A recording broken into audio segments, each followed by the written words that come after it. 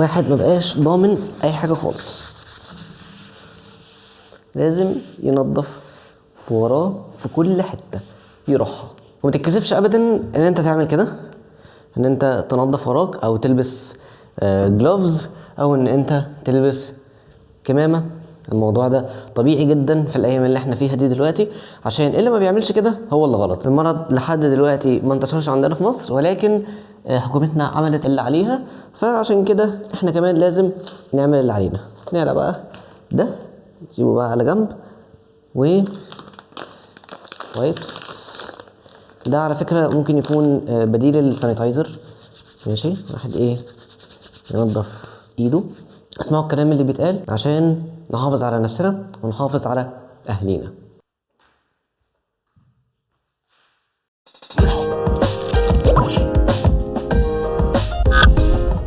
طيب نيجي بقى لفيديو النهارده هنتكلم عن ايه؟ النهارده هنتكلم عن الحاجات اللي الفوتوغرافر محتاجها. ليه انا بتكلم عن الحاجات دي؟ عشان لسه لحد دلوقتي في ناس او في اسئله بتجيلي، انا محتاج اجيب ايه؟ كاميرا ايه؟ انا محتاج اجيب عدسه ايه؟ انا محتاج اجيب ايه عشان اكون مصور؟ في الفيديو ده انا هجاوب على الحاجات دي كلها. الحاجات دي بيزكس اساسيه جدا، في منها حاجات هقول عليها مش محتاجها قوي، ولكن يفضل ان هي تكون معاك. طيب اول حاجه طبعا اللي لا غنى عنها هي الكاميرا. مش شرط كاميرا بروفيشنال قوي، ممكن تبدا بكاميرا عاديه، كاميرا صغيره، كاميرا كروب فريم، بس اهم حاجه ان انت تكون عارف امكانيات الكاميرا اللي في ايدك عشان تقدر تستغل كل المميزات اللي الكاميرا بتقدر تديها لك. تفضلش ان انت كل شويه عمال تقول انا عايز اعمل ابجريد، انا عايز اجيب كاميرا احسن، الكاميرا اللي معايا مش مساعداني، انا لو معايا كاميرا بروفيشنال هقدر اطلع صور زي دي. لا، الكلام ده مش صح. حاول تجيب اخر الكاميرا اللي معاك، ولما تكون الكاميرا اللي معاك دي مش قادره تعمل اللي انت عايز تعمله، ساعتها فكر ان انت تعمل ابجريد. الحاجه اللي بعد كده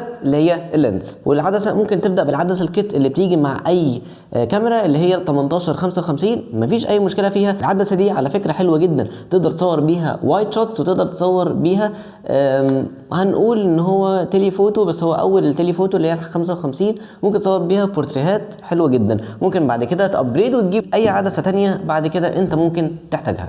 ما يكونش تفكيرك الاساسي ان انا عايز اجيب حاجات، لا، التفكير الاساسي اللي هو الحاجات اللي معاك دي هتقدر تطلع بيها صور حلوه. اتعلم ازاي تقدر تستعمل كل الحاجات اللي معاك في انك تطلع صور حلوه. حاجه كمان الفلاش. انت ممكن تستعمل اي فلاش، مفيش مشكله لو جبت الفلاش العادي اللي هو ال 500 جنيه او ب 600 جنيه موجود لحد دلوقتي، اللي هو ده انا لسه بستعمله لحد دلوقتي عشان من وجهه نظري انا لسه مش محتاجه. عشان كده انا بصور بفلاش اوتوماتيك عادي جدا، ما عنديش اي مشكله فيه وبيأدي لي الغرض اللي انا عايزه. انا ما بستعملش الفلاش كتير غير نادرا يعني، عشان كده انا مش محتاج فلاش قوي جدا، فانا بس بجيب الحاجه اللي انا فعلا محتاجها. وده اللي لازم انت تحاول فعلا تعمله، ان انت ما تجيبش معدات وخلاص، لا، هات بس الحاجات اللي انت شايف ان انت محتاجها. طيب حاجه كمان انت ممكن تحتاجها وممكن لا، هو الترايبود. انا طبعا مش هعرف اوريكم الترايبود عشان انا مركب عليه الكاميرا وبصور بيه، ولكن انت ممكن تبدا باي ترايبود انت هتستعمله في انك مثلا لو عايز هتوقف الكاميرا عشان تصور فيديو، توقف الكاميرا وتيجي قدامها وتصور نفسك،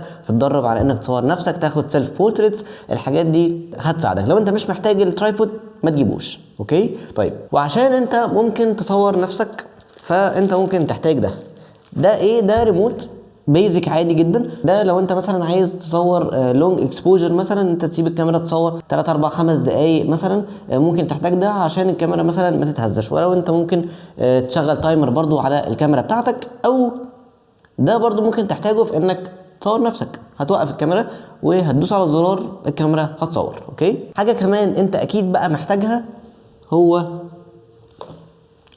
لابتوب. معلش انا تافه شويه، حاطط ستيكرز على اللابتوب بتاعي هما كتير، ولكن مش مشكله. اللابتوب هتحتاجه في ايه؟ اللابتوب هتحتاجه في مراحل الاديت. بعد كده لازم تكون متعلم فوتوشوب كويس جدا عشان تقدر ان انت تشتغل على لابتوب. انا امكانيات اللابتوب انا مش بحفظ قوي امكانيات اللابتوبس، ولكن ممكن تسال على اي لابتوب هيشغل لك بس الفوتوشوب او اللايت روم بشكل كويس جدا. حاول ان انت برضو على قد ما تقدر تتفرج على ويب سايتس كتير قوي بتنزل صور بروفيشنال. التغذيه البصريه دي مهمه جدا عشان هتاخد الريفرنس اللي يخليك تقدر تفكر بعد كده في السيشنز بتاعتك. ما تعملش كوبي بيست للصور اللي انت بتشوفها، ولكن ممكن بس تاخد الفكره وتنفذها بطريقتك. فعشان كده اللابتوب مهم جدا في الحاجات دي. طيب حاجه كمان للفلاشات، انت ممكن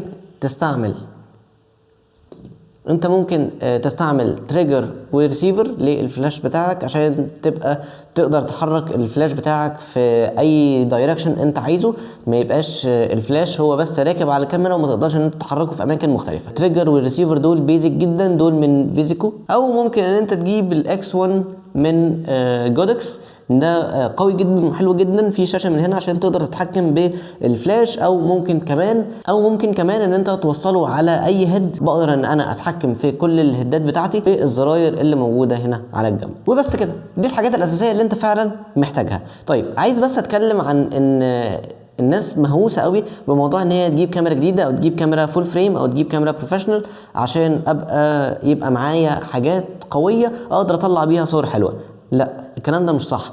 انا صور كتير قوي من صوري اللي موجوده في البورتفوليو بتاعي لحد دلوقتي متصوره بكروب فريم، مش مشكله، عادي جدا. انا عارف امكانيات الكاميرات اللي معايا، فعشان كده بتصرف على اساسها، بحاول على قد ما اقدر ان انا اطلع كل ما في الكاميرات بتاعتي، عشان كده الصور فعلا بتكون حلوه. حاول على قد ما تقدر تتعلم مش تقلد، مش اي حد يروح يجيب كاميرا جديده تروح تجري وراه وتجيب نفس الكاميرا اللي هو بيصور بيها لمجرد ان هو صوره حلوه. لا بالعكس، حاول تشتغل على نفسك على قد ما تقدر، عشان عينك والحاجات اللي انت متعلمها هم دول اساس التصوير بجد. ما تحاولش تجري ورا المعدات، ورا الكاميرات، ورا الحاجات دي كلها، دي بس انت هتضيع فلوسك على الفاضي، ولو ممكن تنفعك بعد كده لو انت فعلا اتعلمت. لو في حاجه تانية شايف ان هي اساسيه للفوتوغرافر، اكتبها لي تحت في الكومنت وهقول لكم هي فعلا اساسيه ولا حاجات رفاهيه كده مش اساسيه ان هي تكون معاك.